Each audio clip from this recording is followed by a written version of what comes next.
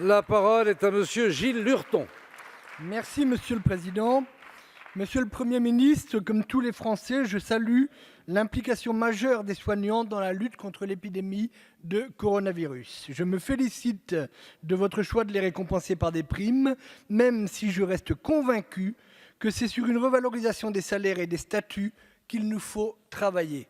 Mais vous avez choisi de les récompenser en fonction des départements ou des services dans lesquels exercent les agents concernés. 1 500 € pour les services Covid+ des hôpitaux référencés dans les départements les plus touchés, 1 500 € pour les services Covid des 108 hôpitaux de référence, 500 € pour les autres services. Alors, ma question est simple. Qu'est-ce qu'un hôpital de référence? Ou plutôt, comment seront traités les agents qui ont travaillé dans un service Covid+ d'un hôpital qui n'est pas classé comme intervenant en première zone? Eux aussi ont accueilli de nombreux patients gravement malades. Eux aussi se sont donnés sans compter. Médecins, internes, infirmiers, agents de service, agents de blanchisserie, du restaurant ou de l'administration, tous les services supports en général, toute une chaîne humaine s'est mobilisée pour assurer les meilleures chances aux malades, et c'est d'ailleurs ce qu'ils font pendant toute l'année.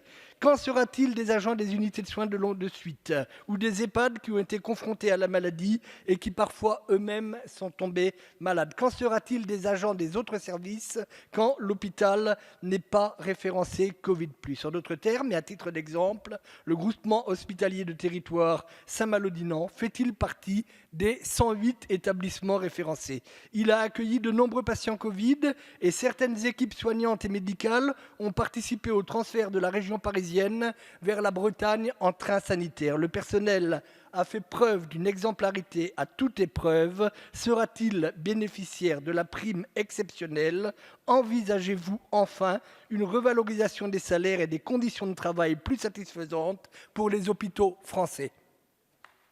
Merci, cher collègue. La parole est à monsieur Olivier Véran, ministre des Solidarités et de la Santé. Monsieur le député Gilles Lurton, merci pour votre question et votre engagement sincère et de toujours pour les soignants à l'hôpital, mais également dans les EHPAD. Vous le savez, il y a une prime qui a été annoncée, qui est accordée à l'ensemble des soignants, tous corps de métier confondus. J'ai eu à rassurer d'ailleurs les internes la semaine dernière, qui pensaient pour un certain nombre d'entre eux, parce qu'ils étaient en stage en ambulatoire, ne pas être concernés. Il a toujours été question que ces internes-là soient concernés. Et je sais qu'il y a des interrogations sur les corps de métier. Nous l'avons dit, tous les corps de métier hospitaliers sont concernés par la prime.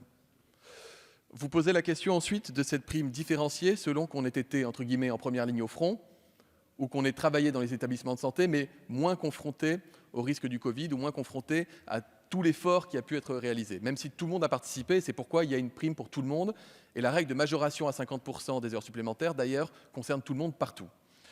Vous posez notamment la question dans votre circonscription de l'établissement de Saint-Malo. Vous le savez, il y a une liste de 108 établissements qui ont été répertoriés comme accueillant en particulier des malades du Covid et qui ont organisé des unités dédiées et spécifiques.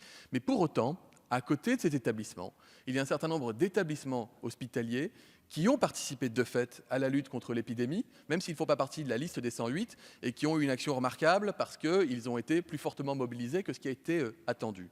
Les règles... Le texte réglementaire qui est en cours de travail devrait sortir d'ici la fin de cette semaine. Je vous redis, dans 32 départements les plus touchés, tout le monde recevra la prime à son plus haut niveau. Dans les autres départements, il y a une liste qui est proposée d'hôpitaux qui bénéficieront des mêmes dispositifs en matière de valorisation de l'effort et de primes. Mais, encore une fois, nous regardons les situations au cas par cas. Il m'est déjà arrivé de transmettre à mon cabinet la situation particulière d'un hôpital. Nous regarderons celui de Saint-Malo comme nous regardons la situation d'autres établissements de manière à valoriser tout le monde. Mais encore une fois, à travers votre question et ma réponse, c'est que tout le monde a participé à cet effort remarquable et je crois qu'il n'y a même plus besoin de préciser à quel point les Français sont fiers et reconnaissants vis-à-vis de leurs soignants. Merci. Merci, monsieur.